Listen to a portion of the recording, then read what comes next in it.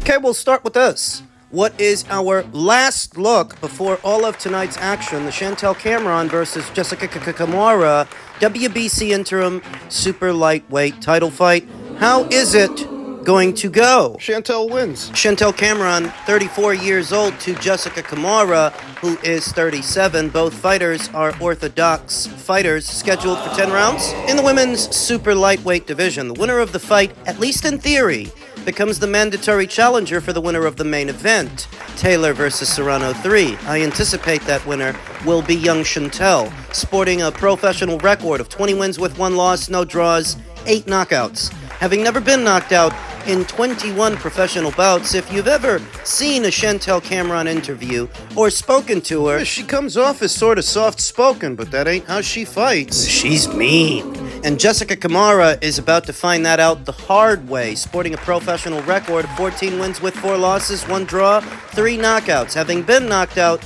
2 times in 19 professional bouts. In truth, her last fight could have and should have ended in a knockout. It ended in a technical draw instead, as a result of the contest ending abruptly due to a clash of heads. Caroline Dubois was well on her way to knocking out Jessica at 135 pounds. This fight with Chantel is happening at 140. And I believe that this fight is likely going to be a mirror image of that fight. I believe that physically, Chantel Cameron will be too much, too explosive, too strong, and too mean-spirited for Jessica Kamara, who is a good fighter. In terms of X's and O's, Jessica's not a bad fighter. It's the physicality that holds her back. It's that she's not the strongest puncher, not the quickest to the draw, not the most durable. She doesn't take the best punch. That's why she's been knocked out 2 times. Describing the difference between Jessica Kamara and Chantel Cameron is tantamount to the difference between Achilles and Hector and what was their legendary battle outside the walls of Troy. And what seems to separate them isn't just X's and O's. What seems to separate them is God-given. Physically, Chantel is just a better physical specimen than Jessica, and I believe we're going to see that later on today. Believe Chantel's gonna bang her out, grind her down. Maybe she gets her out of there. Maybe she forces a referee stoppage. But at minimum, Chantel wins the fight. Currently on a 2-fight winning streak after that majority decision loss in the Katie Taylor rematch. Will she be able to get Katie in the ring for a 3rd time? I think that all depends on what happens in the main event. It depends on if Katie wins and how she wins. Is it easy? Is it difficult? Is her age starting to show? Is Father Time going to catch up? And all of that. That's what a Cameron trilogy hinges on. First, Chantel has to make it through Jessica. I think she's going to. Chantel Cameron for the win. Back to Tank for a sec. Do you think he beats Roach in the rematch? Haha. No, I actually like Lamont Roach. Serious? Yeah. Really? Yeah. Why? I think Lamont Roach is a hell of a fighter. I think he don't get enough credit. A lot of people don't realize how good he is. And if you really paid attention to the fight and watched the fight, you can see how skillful he is in the pocket. His defense was on point. I think he a bad motherfucker. Really? Yeah, I think he stops him. I don't think he stops him, but I think it'll go to the distance, and I think it'll be a hell of a fight on both parts, but I like Lamont Roach. If Tank loses, does that increase the chances of you guys fighting? Or then are you no longer interested? I mean, I would probably be more interested in fighting Lamont Roach just because of the challenge at that time, Right. if that does happen that way. But I also we gotta run it. Like it's a fade that gotta happen. I Yes. mean, everybody been calling for it. It was young Shakur Stevenson who a few days ago sat down with Ariel Hawaii saying that he likes Lamont Roach's chances in the rematch, even though most people will tell you that the deck is going to be stacked against him if there even is a second fight. That if they didn't do enough before to prevent a Lamont Roach win, they're going to do even more now. But the criticisms are that when Gervonta Davis took a knee, that should have been scored as a knockdown, that when the judges' scorecards were read, Lamont should have got the decision. That mid-range to inside, not only did Lamont Roach handle himself well, very well, he handled himself better than Gervonta Davis, what is normally Gervonta Davis' sweet spot, where he gets off his best punches and his hardest punches. He was outfought there, outboxed there, by a super featherweight who moved up to lightweight. The question has been, can Gervonta Davis get it right the second time out? It's what it was. Now it's a question of whether or not there's even going to be a second fight. So for me, that Tank fight, I mean, as I understand it, Tank's fighting Jake Paul. What?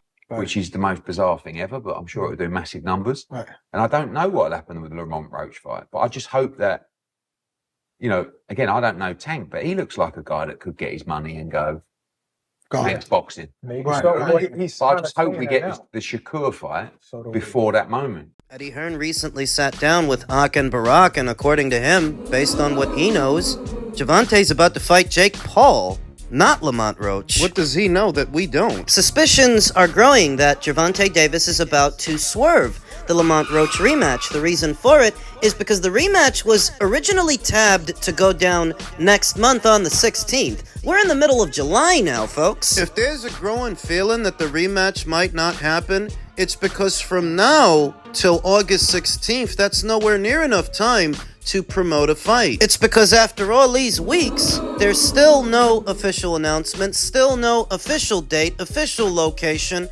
after all this time. There should have been. And it's because before he went into the first fight with Lamont Roach, they already had a dialogue to do an exhibition of sorts with Jake Paul, which undoubtedly would pay out more to Gervonta Davis than a Lamont Roach fight, than a Lamont Roach rematch. Things having gone the way they went, you have to wonder if Gervonta Davis's team even want to roll the dice with Lamont for a second time, or would it be easier to just go into that Jake Paul situation? That's what some people are thinking. That doesn't necessarily make it true, but in the absence of an official fight date and an official announcement, the mind is allowed to wander. What's taking so long? I've seen it said in some circles that perhaps the PBC spent all of their resources putting together the Pacquiao versus Barrio show, leaving them with very little to work with when it comes to their other fighters, Gervonta Davis included. I've seen that. And then you see that one of their flagship fighters in David Benavidez is being outsourced to Turkey LL Sheik's Ring Magazine show for the fall. It just makes you wonder, has the well finally dried up, and does the PBC not have any money to accommodate these fighters anymore, i.e. Gervonta? Is this rematch gonna happen or what? Wouldn't be surprised if it doesn't, but I also wouldn't be surprised if the original tab date of August 16th gets pushed into the fall. Could be that way too. And that's a lot less dramatic than the fight not happening at all, if it just gets pushed into a later date. Well, if that's as plausible as you make it seem, why are so many people convinced that Gervonta Davis is about to swerve Lamont Roach, not fight him altogether? Because he lost. Because in the eyes of a lot of people, Gervonta Davis lost that fight. And the PBC did everything they could to keep him an unbeaten fighter. So here, on the cusp of a potential Jake Paul payday, maybe on Netflix, they don't want to gamble with Lamont again. That's where that sentiment comes from. That's why people think he's going to swerve the rematch. Once again, that doesn't necessarily make it true. But in the absence of an official announcement and an official fight date, the mind is allowed to wander, and so it does. That's where it goes, and that's what some people think. Eddie Hearn is still hoping that at some point Gervonta Davis will fight Shakur Stevenson. And I don't know what'll happen with the Lamont Roach fight, but I just hope that, you know, again, I don't know Tank, but he looks like a guy that could get his money and go next boxing. Maybe Right, so. right. He's But I kinda just hope we saying get that now. the Shakur fight So do we. before that moment. I've been saying it for years now that fight ain't gonna happen. I really don't think it's gonna happen now. If you need 2 fights for 1 win over a Lamont Roach, Let's establish something, and I've got nothing against Lamont Roach, but he doesn't all of a sudden become this amazing fighter and this pound-for-pound great because he exceeded expectations against the hype job. That's what Gervonta Davis is, a souped-up American hype job who was never that good to begin with, so that when a Lamont Roach goes in there and surprises you against him, it's not because Lamont Roach is so great. It's because Gervonta Davis isn't. Lamont Roach is still the guy who lost to Jamel Herring. and I didn't see anybody shouting from the rooftops about it when Jamel Herring beat him years ago. I mean, Jamel Herring is one of these fighters that often gets disparaged on Shakur Stevenson's resume, but at the same time, Jamel Herring beat Lamont Roach years ago. What, that doesn't have any bearing over the here and now? Get real! Jamel Herring beat Lamont Roach where Gervonta Davis could not. Lamont Roach doesn't all of a sudden become this different fighter, this amazing fighter, because a souped-up hype job, a protected fighter, couldn't beat him. So if this is what you gotta go through with a super featherweight that moved up in weight, if this is what you gotta go through with Lamont, I don't think for a second you're gonna fight Shakur. I've always said, stylistically, that is a nightmare fight for Gervonta Davis. Eddie Hearn can still hold out hope that it will happen, but I'm convinced it will not. And the Roach rematch? I'm not sure. Maybe they're just moving it to a later date, or maybe the suspicions are true and Gervonta's not going to fight him. If he doesn't, well, Lamont Roach has options. He can fight the winner of Stevenson versus Zepeda that I anticipate is going to be Shakur Stevenson. I'm sure that Turkey LL Sheik would pay for that fight if the opportunity presents itself and Lamont is not otherwise busy with a Gervonta Davis rematch. If that rematch falls apart, Lamont's got options. That's the silver lining for him. Gervonta Davis has been eerily silent via his social media, where normally he's a lot more active. That could be because he's focused on winning the rematch. That could be because he's in the lab, but that could also be because he's not actually going to have it. Your guess is as good as mine. My honest opinion is I'm not even pressed to see a second fight. I don't care about the rematch. It doesn't mean to me what it means to a lot of other people that put Gervonta Davis on a pedestal. He's already been exposed. The damage has already been done. It wouldn't surprise me if he's running with his tail between his legs. Running away from Lamont. Their initial meeting didn't sell all that many pay-per-views anyway. Even if the second one would have did more, once again, it's too high risk for Gervonta. It was never about the money. It was about the safety, because if it were about the money, he would have fought more high-profile opponents in the super featherweight division and the lightweight division, the super lightweight division, than the guys that he fought. A lot of the guys that he fought were nobodies at the time. You're in the same division as guys like Vasyl Lomachenko and Devin Haney, Teofimo Lopez, but who do you fight? Gamboa, Isaac Cruz, Rolly Romero. The only fight he ever did that actually sold anything was the Ryan Garcia fight, but the only reason he fought Ryan is because Ryan sucks. Garbage. The rest of the time, he avoids fighting the somebodies at a given weight to stay safe with a bunch of nobodies. That's what he's done the rest of the time. Going as far as bringing up a super featherweight up to lightweight in Lamont Roach just so that he doesn't beat him. Do you know there's a story out from earlier today that Gervonta Davis got arrested for smacking up his girlfriend in South Florida? He got arrested again. For the same thing, too. He always gets arrested for domestic abuse. He's always putting his hands on women. Just another reason the Lamont Roach rematch may not happen. How could anybody like that guy? Elsewhere in the world of boxing, an official statement from Eddy Reynoso addressing the latest anti-doping fiasco involving one of his fighters.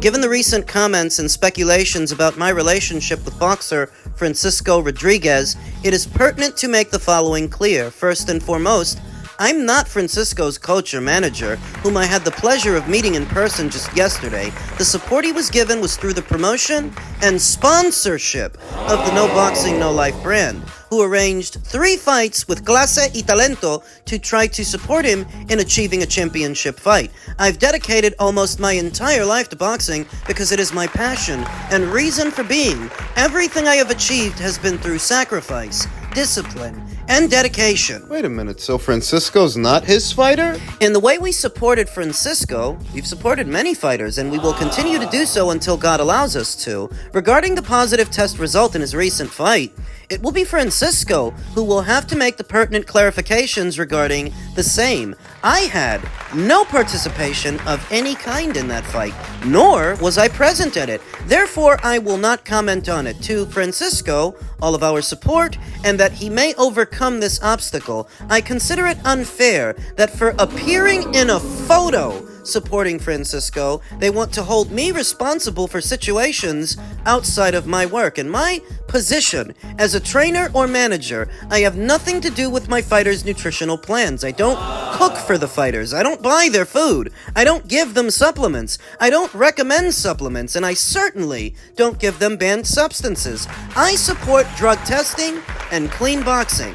And I hope that everyone I work with shares the same values. I am very grateful to the professional media that have investigated in depth and that have reported the facts about me. So as it turns out, Eddy doesn't actually train Francisco, and yet Eddy is still the common denominator between several fighters that have all tested positive for banned substances. And that's really how we got here, because Eddy is a constant in those conversations. It's like when they bring up Ryan Garcia as being an example. When Ryan tested positive for a banned substance, he wasn't even working with Eddy. He was with Derek James. But people still bring it up, that at some point he did work with Eddy Reynoso and he tested positive for a banned substance. So to a lesser extent, that's what's going on here between Francisco and Eddy. A tenuous association is enough for people to run with the idea that all of Eddy Reynoso's fighters are doping. These are just my thoughts. I still think all of Eddy's fighters are doping, but not because of Francisco. I already thought that before the news about Francisco broke. I think that about pretty much everybody in the sport at a certain level. And not just all of Eddy Reynoso's fighters, but Angel Herediaz's fighters and Dominic Engel's fighters. A lot of fighters from a lot of regions are testing positive for a lot of banned substances. And the impression that it gives me is most of the sport is doping, and some guys and some girls are just better at hiding it. The worst kept secret in boxing is that many of the top level fighters are probably on something specific to what their needs are. If you're a Devin Haney, maybe you're on a diuretic, something that helps you make weight. If you're a Jarrell Miller, maybe you need the whole pharmacy. Maybe. Big gravy! Big hungry.